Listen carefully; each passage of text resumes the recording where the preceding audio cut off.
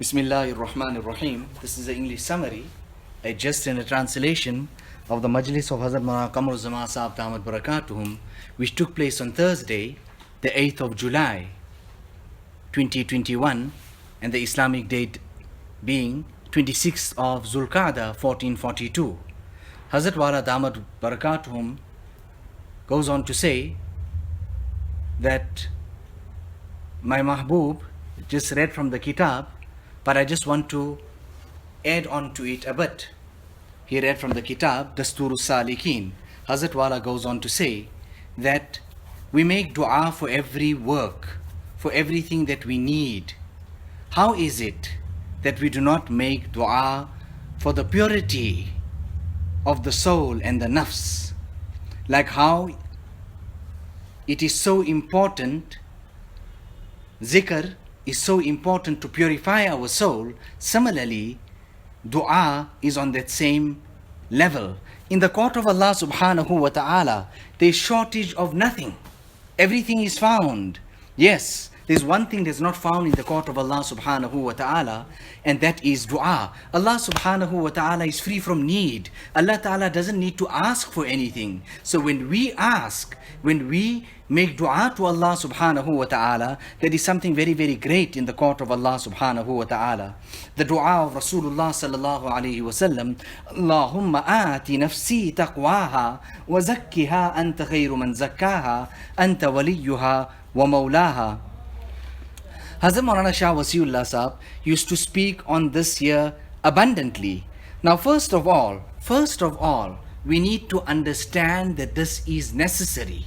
We need to have i'tiqad, we need to have iman, we need to have faith in this year that the Anbiya alayhimus salatu wassalam was sent for this particular task. Amongst other tasks, the Anbiya alayhimus salatu wassalam were also sent for the purification of the nafs, for the purification of the soul. Now, when we have iman in it, when we understand its importance, then we'll have an intention. Then we'll go forward. Then we can do the next step. Now, falah and success is suspended on the purification of the soul. If a person wants success, he would have to purify his soul. Listen, we'll return to Allah, but what face? How will we present ourselves in the courts of Allah subhanahu wa ta'ala? Neest bimari, jo bimari hai dil. There is no ailment, there is no sickness like the ailment and sickness of the heart and the soul.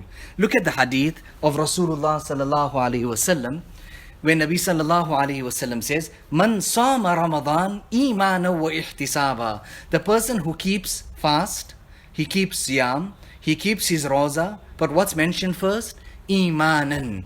He has to have iman in it. He needs to understand that it is faraz from the side of Allah subhanahu wa ta'ala. Similarly, when a person understands the importance of islah and nafs, when he has i'tiqad and faith and belief in it, then he can go forward.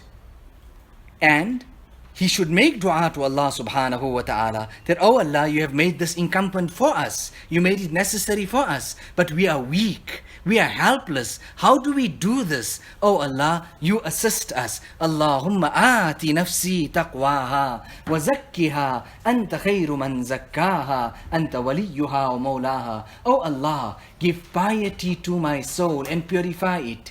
You alone are the best to purify it. You alone are its owner and its master.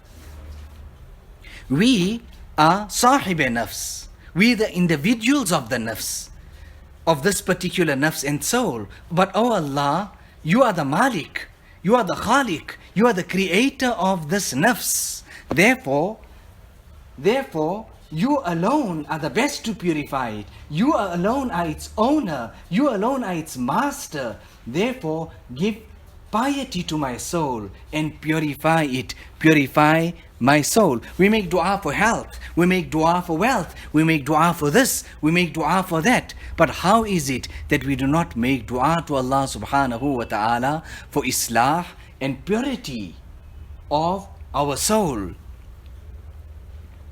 You know, Hazrat Maulana Shah Wasiullah Sahab, at one stage, he became absolutely ill. We actually thought that it was his last moments and he's leaving the world. Nevertheless, he recovered from this bimari.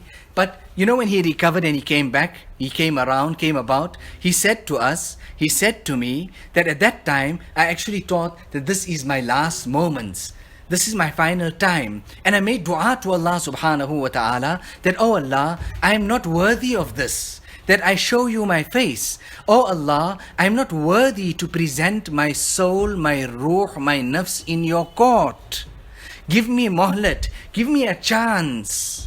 Now look at this here. First of all, number one, Hazrat Maulana Shah Wasiullah Sahab made dua. Number two, look at his dua. His concern was for the purification of his soul. That how will I present myself in the court of Allah subhanahu wa ta'ala. So a person needs to make dua for his islah. A person needs to make dua for the purity of his soul. Similarly, by dhikrullah, the remembrance and the dhikr of Allah subhanahu wa ta'ala, a relationship and a great strong bond is created with Allah subhanahu wa ta'ala, and the heart becomes abad, it becomes inhabited.